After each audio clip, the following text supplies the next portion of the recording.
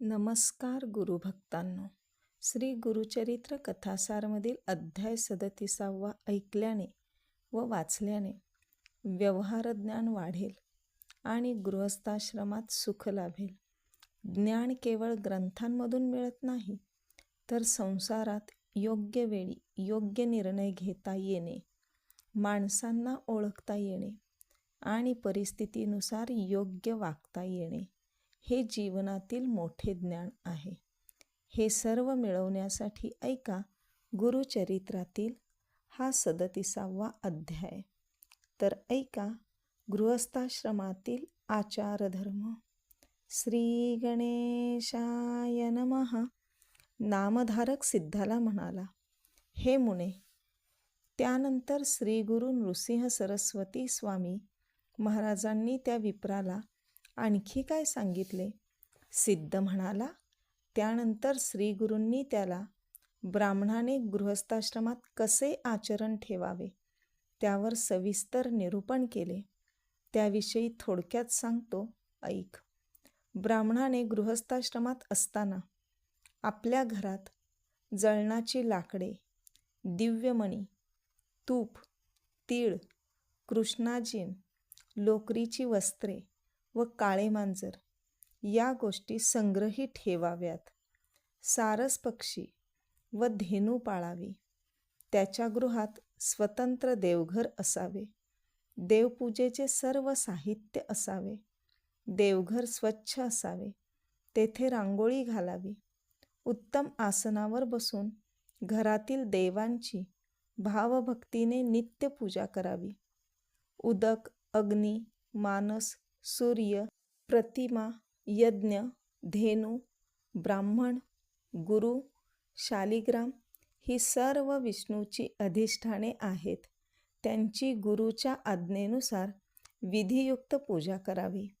देव शास्त्रदृष्टीने योग्य दिशेस ठेवावे.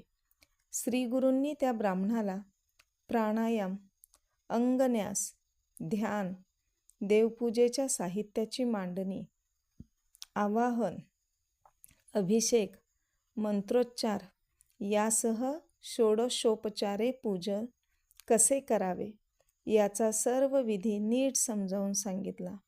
फुलांचे प्रकार, देवपूजेसाठी कोणती फुले घ्यावीत, कोणती फुले घेऊ नयेत, कोणत्या देवाला कोणती फुले वाहावीत, कोणती वाहू नयेत, पुष्पार्चनाची कोणती फले आहेत ते सांगितले. नमस्कार कसा करावा, केव्हा करावा, केव्हा करू नये, कोणाला करावा, कोणाला करू नये, कोण वंदनीय आहेत ते सांगितले.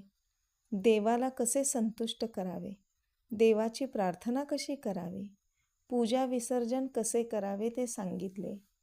वैश्वदेवाचा विधी, अन्नदानाचे महत्त्व, अतिथींचे स्वागत कसे करावे, अतिथींच्या सेवेने काय पुण्यलाभ होतो, अतिथीची उपेक्षा केल्याने काय होते, भोजन करताना कोणते नियम पाळावे, मंडल कसे करावे, कोणत्या देवतांचे स्मरण करावे, कोणत्या दिशेला तोंड करून बसावे, भोजनाचे पात्र कोणत्या धातूचे असावे, पत्रावळींसाठी कोणत्या वृक्षांची पाने घ्यावीत, कोणती पर्णे निषिद्ध आहेत ते सांगितले.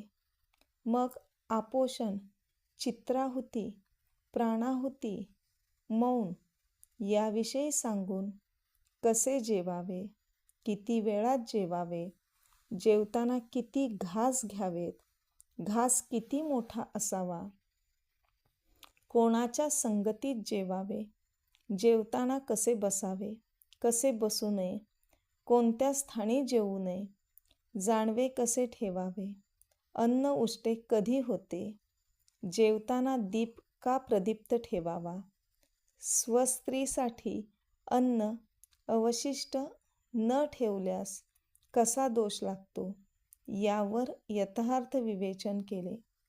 पाणी कसे प्यावे, कसे पिऊ नये, कोठले पाणी प्यावे, कोठले पिऊ नये, कोणत्या ठिकाणी पाणी पिऊ नये, जेवताना कोणते वस्त्र नेसावे ते सांगितले.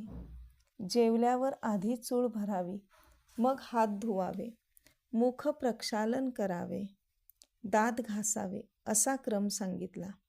काय खावे, काय खाऊ नये, तिथी, वारी, दिवसा, रात्री कोणते अन्नपदार्थ निषिद्ध असतात, कोणते दूध वर्ज्य असते, पर्जन्यकाळी कोणते पाणी धोक्याचे असते, कोणते अन्न शिळे असते, कोणाच्या स्पर्शाने अन्न अग्राह्य होते, तांबूल कोणी भक्षण करावा, कोणी करू नये, तांबूल तयार करताना पान कसे घ्यावे, तांबूल व सुपारी यांचे गुणदोष काय आहेत, भोजनानंतर काय करावे, झोपण्याची खाट कशी असावी, ती कोणत्या लाकडाची असावी, ती विणण्याचे शुभ मुहूर्त व शुभवार कोणते, त्याची काय फळे आहेत, कोठे कसे निजावे, कोठे निजू नये, रात्री शयन करताना कोणती स्तोत्रे म्हणावी, स्त्रीसंग केव्हा करावा, केव्हा करू नये, स्त्रीसंग करताना कोणती काळजी घ्यावी, स्त्रीसंगाच्या वेळी पती आणि पत्नी यांच्या मानसिकतेचा गर्भावर काय परिणाम होतो वगैरे सूक्ष्म विचारही सांगितला. स्त्रीगुरु त्या ब्राह्मणाला म्हणाले, बाबा रे, अशा प्रकारे गृहस्थाश्रमात विवेकयुक्त, सुविचारपूर्वक व शास्त्रविधीला अनुसरून वागणारा मनुष्य देवांनाही वंद्य होतो. त्याला धन, मान, यश, सिद्धी, आयुष्य, आरोग्य, उत्तम संतती यांचा लाभ होतो.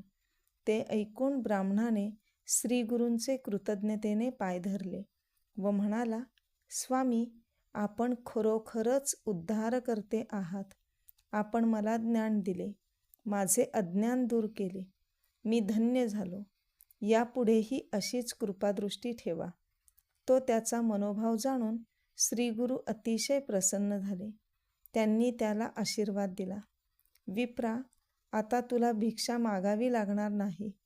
तुझे सर्व मनोरथ पूर्ण होतील. तू सुखात राहशील. तुझी मुले बाळे आनंदात राहतील. सिद्ध म्हणाला, नामधारका, श्री गुरुचरित्र हा ग्रंथ इतका प्रभावी आहे की त्याच्या श्रवण पठनाने अज्ञानाचे निरसन होऊन मनुष्य ज्ञानी होतो. त्याला सर्व अभिष्ट प्राप्त होते. त्याचे कल्याण होते. आपल्याला अध्याय आवडला आहे तर व्हिडिओला लाईक करा व चॅनलला सबस्क्राईब करा आणि ऐका पुढील अध्याय. दत्तगुरूंच्या कृपेने तुमच्या सर्व मनोकामना पूर्ण होत. श्री गुरुदेव दत्त.